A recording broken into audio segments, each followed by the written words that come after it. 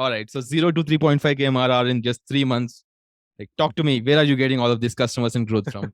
What channels have been working for you? Most of the time, customers are coming from Twitter because of my own brand.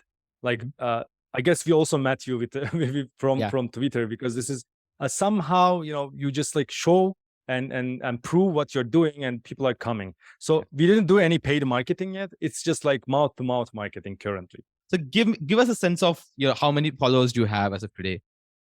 I guess it's around 1.2K. You I have also started working on my Twitter like 4 months ago. In the first 3 months, it was around, like when I started, it was like 400 followers, and then it took 3 months to go to 1,000.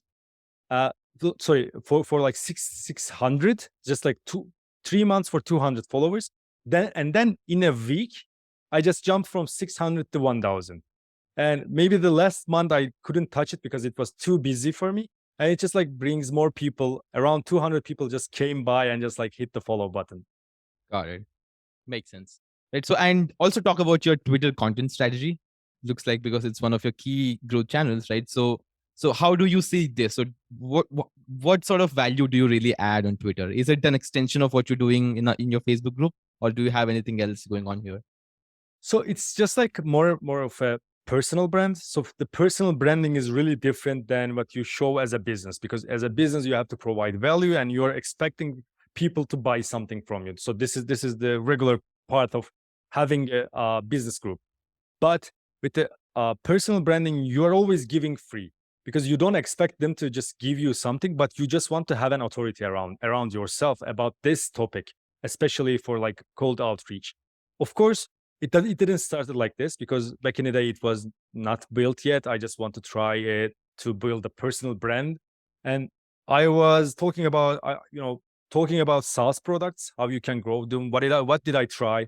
And if it failed, if it worked but it might not work for you because I have done this differently and I have a different situation, etc. Try to be transparent as possible, like to give you a context what I'm doing, what it is, and how it should be, for me. But it's not about you at all, Yeah. because I cannot help every single person who asks me a question. But if there is something I can help, I'm just like always trying to help you. Then of course people start asking, uh, how do you grow new reply? We are doing cold emails, we are doing Facebook group. Of course, we are sending cold emails for ourselves or our company as well. And then, telling them to just try this. Maybe let's try this for you. Or they are asking me like, this is my email buddy, if it's good. And I just like try to criticize them as hard as possible to get them more value out of it. And then they are always coming back and say, okay, that worked. And as a thanks, some of them just like buying the product. They're offering me some free of their own SaaS. Like there was a guy just giving me 1 year free for their own SaaS because I have helped them. So Mhm. this is how it is. And then when you have the authority and you say something about cold outreach or answer a question on Twitter for like someone else asked, it just brings people to your profile, and then of course you are getting them into the no reply.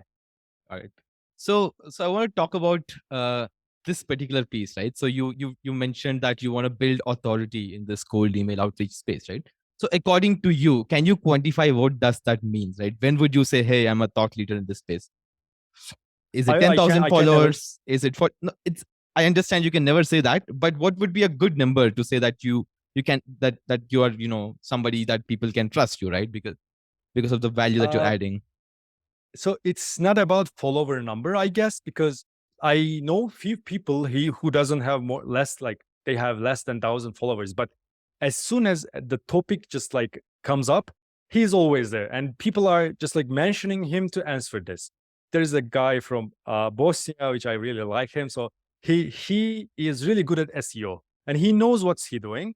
And as soon as the SEO topic comes out, he's always there. So people are asking him, somehow summoning him Yeah. to into the topic. Like, you have to answer this because you know this. I guess this is the authority. Yeah. I don't know if I'm there yet. There are a lot of people asking me, but the sense of having an authority is people are searching for you or asking a question to get an answer. Like you do, if you are that guy, you have the authority. Currently, I am getting a lot of questions, but I cannot say I am the best or good at it because I'm just like trying and learning every day. Yeah, I get it. So I specifically asked you to quantify that because at this point, right, you could do n number of things and you're consciously putting your time and energy into building your Twitter audience and becoming a thought leader in that space, right? But you still have to quantify it, right? Okay, I want to get to this follower number, or maybe I need this sort of an engagement, or maybe I need to help people this way, or maybe I need to convert certain number of people to my product because otherwise you're just not, efficiently using your time and resources, right? So my question is, how exactly are you measuring that part?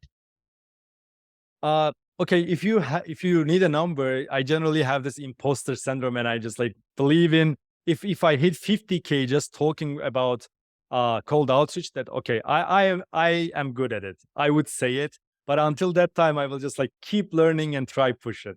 Got it. Got it. All right. Thanks for watching the B2B SaaS podcast channel. I believe that the best way of building SaaS companies is by regularly talking to real founders who are out there building their companies. These founders have gained tons of insights during their journey, and I'm here to bring those to you. So if you want more such stuff, please make sure to subscribe to the channel here.